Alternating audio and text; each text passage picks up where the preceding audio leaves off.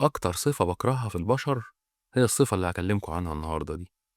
المشكلة بقى إن الشخص اللي بيبقى فيه الصفة دي ما بيعرفش يداريها، بتبقى باينة بكل وضوح. صاحب قصة النهارده اسمه عصام، هو واحد صاحبي بس هو اسمه مش عصام ولا حاجة. زي ما انتوا عارفين احنا بنقول اسم تاني عشان ايه؟ الخصوصية. عصام اتربى في أسرة محدودة الدخل، يعني كانوا تحت المتوسط بحاجة بسيطة. ولكن عصام في المدرسة كان باين قوي إن مستواه المادي قليل جدا. يعني كانت الناس كلها مثلا بتاخد مصروف 50 قرش و70 قرش، وعصام ده تلاقيه مثلا في يوم بيجي معهوش فلوس خالص، في يوم تلاقيه بيروح بيتهم ماشي، وكانتين المدرسة ده ما كانش بيقرب له، وكان لا يمكن يدخل في أي حاجة زي رحلات مدرسية مثلا، نشاطات مدرسية فيها فلوس.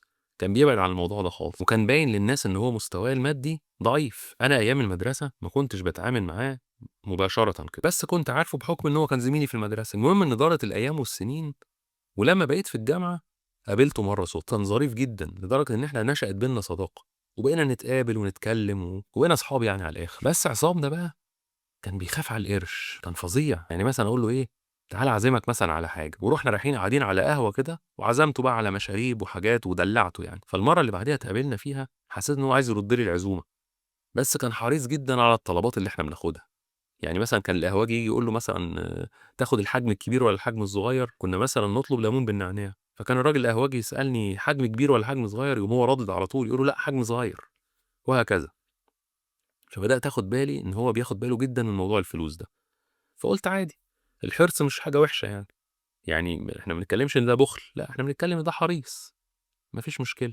جايز هو امكانياته على قده، فبيخاف على ايه كل قرش معاه، زي ما اي حد بيعمل يعني، دي حاجه مش غريبه. المهم ان حصل كذا موقف كده خلاني عرفت ان عصام ده شخص بخيل، شخص بخيل جدا، ومش بخيل بقى في الفلوس وبس، بخيل في اي حاجه، بخيل في الخدمات، بخيل في العواطف، بخيل في اي حاجه، عنده درجه بخل رهيبه. دي طبعا ظهرت بعد كذا مقابله كده، ما ظهرتش على طول. المهم عدى الوقت، وصاحبنا ده اتعرف على بنت جميله اسمها دينا، وارتبط بيها وخلاص، واتفقوا ان هم يتجوزوا. بس عم عصام ده بقى وراها الويل في الخطوبه. يعني هو كان بيقعد يحكي لي حاجات كده وانا بسمع مستغرب، اقول ازاي هي قدرت تستحمل الكلام ده؟ طب هي ازاي ما فهمتوش؟ ليه ما وقفتش الموضوع، او حتى عملت اي رد فعل من اللي هو بيقوله ده؟ يعني هو كان بيحبها جدا، بس ايه، كانوا مثلا هم رايحين يشتروا العفش بتاع البيت، كان بيروح ارخص المحلات، مفيش مشكله، عادي، ما هو الراجل امكانياته كده. بس لما كان بيروح المحلات دي كان بيروح يختار اقل حاجه في السعر، اهم حاجه عنده ان السعر يبقى اقل حاجه، مش مشكله بقى الايه، الجوده، الخامه، معرفش. المهم الموضوع عدى وعملوا الفرح، واختفى فتره كده، وبعد كده لقيته مره بيكلمني بيقول لي عايز اقعد معاك وبتاع، وعندي مشاكل وعايز احكيها لك وكده. فلما جه قعد معايا لقيته بيحكي لي حاجات غريبه جدا، قال لي ان هو مضيق الحاله الماديه جدا على مراته، لدرجه انها زعلت وسابت البيت ومشيت. طبعا الكلام ده بعد مثلا الجواز بايه، ب3 4 شهور كده، ما كنتش باشوفه انا بقى في الفتره دي. قعدت افتح معاه كلام كده عشان افهم ايه الموضوع، يمكن اعرف احل حاجه. فلقيته بيقول لي ان هي كانت اي حاجه تطلبها كان يقول لها لا، ولو هينفذ لها الحاجه ما ينفذهاش كامله، ينفذ نصها او ربعها، او ما ينفذهاش، يحاول يخلع باي طريقه. يعني هي كانت ابسط حاجه مثلا تقول له انا عايز اكلم مثلا ايه والدتي، اشحن لي الموبايل مثلا، كانش يرضى يشحن الموبايل خالص، يقول لك هو موبايل واحد بس اللي يتشحن. فانا طبعا فهمته ان انت يعني ابسط الطلبات دي، اللي هو ان هي تكلم ابوها او تكلم امها او تشحن لها كارت شحن والكلام ده، دي طلبات بسيطه قوي، دي مش هتخلص لك فلوسك يعني. لكن طبعا اتفاجئت ان طريقه تفكيره، وانت لما بتبقى عارف حد ما بتبقاش عارفه كويس قوي، لكن بتشوفه بوضوح لما يقع في مشكله. يا سلام لو يفتح لك قلبه بقى، هتعرف شخصيته الحقيقيه. فاجئت ان هو تركيبه دماغه دي غريبه جدا. يعني هو عنده مبدأ في دماغه كده انه ما يديش خالص، ما يديش كلام حلو، ما يديش فلوس، ما يديش افعال، هو متعود على كده. كانت المفاجأة إني عرفت إن عنده عربية، بس بيرفض إنه يتحرك بيها تمامًا، راكنها على طول تحت البيت، مش عايز يتحرك بيها، خايف عليها بقى لا تتخبط فيصلحها، خايف على البنزين. يعني حتى لما كان ينزل هو ومراته يخرجوا كان ياخدها بالمواصلات، يا سيدي نركب العربية، لا مفيش ركوب عربية. ولما كان يخرجها يروح معاها مطعم مثلا ولا حاجة، ولا كافيتيريا ولا حاجة، كانوا يطلبوا طلب واحد بس لفرد واحد، وياكلوا مع بعض من الطلب ده. ما بيحبش يستخدم ممتلكاته تماما، حاول يستخدم حاجه حد تاني بحيث ان هو ما يستهلكش حاجته. الشخصيه دي متعبه جدا، مش متعبه ليا كواحد انا صاحبه، لا، متعبه للشخص اللي عايش معاه. يعني اكيد الشخص اللي عايش معاه مبنج نفسه عشان ما يحسش باللي هو بيعمله ده. يعني فعلا فعلا انا قابلت ناس في حياتي كتير بخله، بس عصام ده كان صعب قوي. يعني كان البخل بتاعه من نوع تاني خالص. يعني من الحكايات الكوميديه اللي حصلت، بس قبل ما يتجوز مراته اللي هو متجوزها دي، خطب واحده وبعدين جاب لها شبكة، بس جاب لها شبكة طبعًا يعني رخيصة خالص، شبكة يعني تقريبًا مش دهب، يعني جاب لها الشبكة اللي هي الحاجات اللي هي الدهب الصيني والحاجات دي. وبعد فترة ما اتوفقوش، ففسخوا الخطوبة، فأصر إنه يرجّع الشبكة دي. هو طبعًا حقه إنها ترجع، بس هي مش شبكة حقيقية.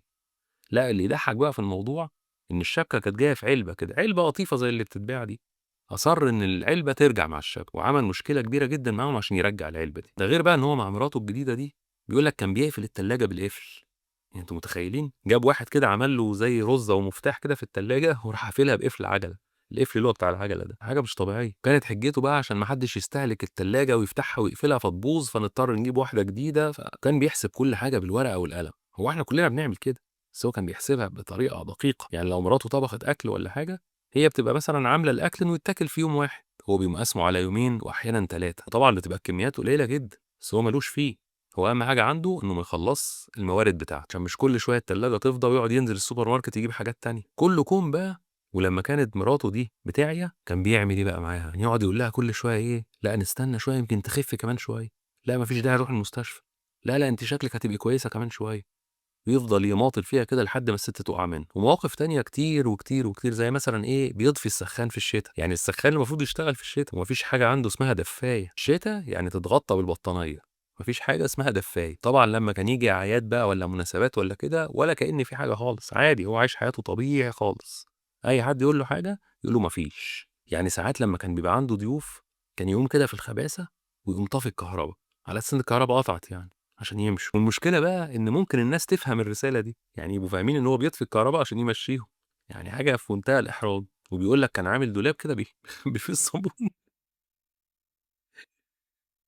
وأي حد عايز يستحمى والّا يغسل إيده لازم يستأذن.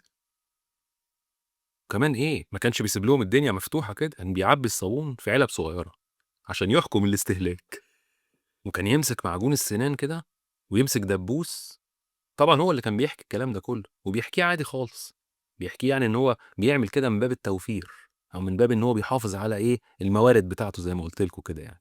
كان يمسك الدبوس ويطلّع حتّة من معجون السنان ويحطها على الفرشة، كإنه ما طلّعش حاجة خالص، إن هو بيوهم نفسه إن هو بيدعك سنانه وخلاص. وطبعًا لا يمكن يتصل بحد من الموبايل بتاعه، يعني هو يا دوب يدّيك رنة كده وخلاص، أنت بقى تتصل بيه ما تتصلش بيه مش بتاعته، هو لو عايزك هيقعد يرن عليك الرنة كذا مرّة، هيصدّعك بمعنى أصح يعني، لحد ما أنت تقوم متصل بيه. وكان بيشحن لمراته كارت التليفون بأقل حاجة، ويا ويلها يا سواد ليلها لو خلّصته قبل الشهر. وهو طبعًا الكارت ده ما يكفّيش مكالمتين 3، فاللي هو كإنها معهاش تليفون أصلًا. بس كان بيعمل حركة مشتركة بيني وبينه على فكرة، الأوض اللي ما حدش قاعد فيها باطفّي الأنوار بتاعتها كلّها، فصاحبنا عصام ده كان بيعمل كده، يعني تقريبًا أنا برضه إيه، فيّا منّه شوية. وكان لمّا يتحرّك بالعربية ويروح حتّة كده فيها سايس والّا الناس اللي هي بتُقف اللي بيوقّفوا الناس دول في أي حتّة، كان يركن بعيد ويرجع الحتّة دي مشي عشان السايس ما ياخدش منّه فلوس، مع إن هو لو ما كانش راح بالعربية أصلًا كان وفّر أكتر.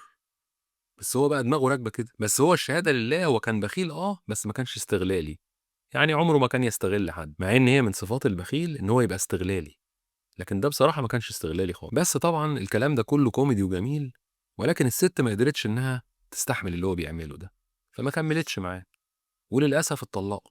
وأنا باقابله لحد النهارده بس على فترات متباعدة كده، يعني يبقى ممكن أقابله كل 5، 6 شهور كده، لسه زي ما هو ما اتغيّرش. وكمان حظّها الست دي إنها ما جابتش منّه ولاد، فالموضوع انتهى كده لمصلحتها، لا في ولاد ولا في حاجة تربطها بيه تاني. موضوع صعب أوي بصراحة، صعب جدًا. وأنا نِفسي إن هو يتفرّج على الفيديو ده. بصراحة موضوع البُخل ده موضوع صعب جدًا، جدًا، والبني آدم اللي بيبقى فيه الخصلة دي بيبقى صعب التعامل معاه.